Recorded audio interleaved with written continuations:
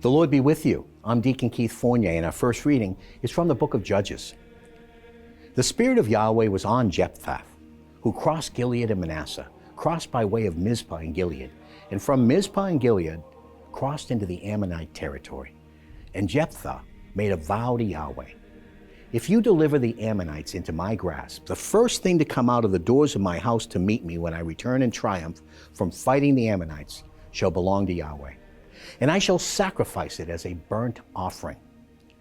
Jephthah crossed into the Ammonite territory to attack them, and Yahweh delivered them into his grasp.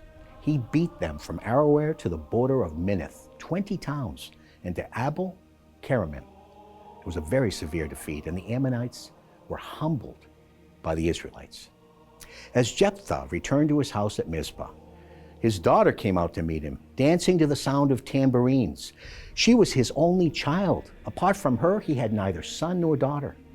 When he saw her, he tore his clothes and exclaimed, "Oh, my daughter, what misery you brought upon me. You have joined those who bring misery into my life. I've made a promise before Yahweh which I cannot retract." She replied, "Father, you've made a promise to Yahweh?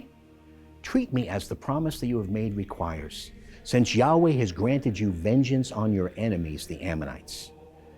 She then said to her father, "Grant me this. Let me be free for 2 months. I shall go and wander in the mountains, and with my companions bewail my virginity." He replied, "Go, and let her go away for 2 months." So she went away with her companions and bewailed her virginity in the mountains. When the 2 months were over, she went back to her father, and he treated her as the vow that he had uttered bound him. She had remained a virgin. And our response is taken from Psalm 40. How much you have done, Yahweh, my God, your wonders, your plans for us, you have no equal. I will proclaim and speak of them. They are beyond number. Then I said, "Here I am coming. In the scroll of the book it is written of me, my delight is to do your will. Your law, my God, is deep in my heart. I proclaimed the saving justice of Yahweh in the great assembly. See, I will not hold my tongue, as you well know. I have not kept your saving justice locked in the depths of my heart, but have spoken of your constancy and saving help. I've made no secret of your faithful and steadfast love in the great assembly." A reading from the Holy Gospel according to St. Matthew. Jesus began to speak to them in parables once again. The kingdom of heaven may be compared to a king who gave a feast for his son's wedding. He sent his servants to call those who had been invited, but they would not come. Next, he sent some more servants with these words, "Tell those who have been invited, look, my banquet is all prepared. My oxen and fattened calf have been slaughtered. Everything is ready. Come to the wedding." But they were not interested.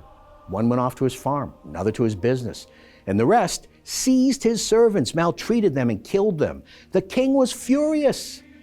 He dispatched his troops, destroyed those murderers, and burnt their town. Then he said to his servants, "The wedding is ready, but as those who were invited proved to be unworthy, go to the main crossroads and invite everyone you can find to come to the wedding." So these servants went out onto the roads and collected together everyone they could find, bad and good alike, and the wedding hall was filled with guests. When the king came in to look at the guests, he noticed one man was not wearing a wedding garment. And he said to him, "How did you get in here, my friend, without a wedding garment?" And the man was silent. Then the king said to the attendants, "Bind him hand and foot and throw him into the darkness outside, where there will be weeping and grinding of teeth. For many are invited, but not all are chosen." The Gospel of the Lord.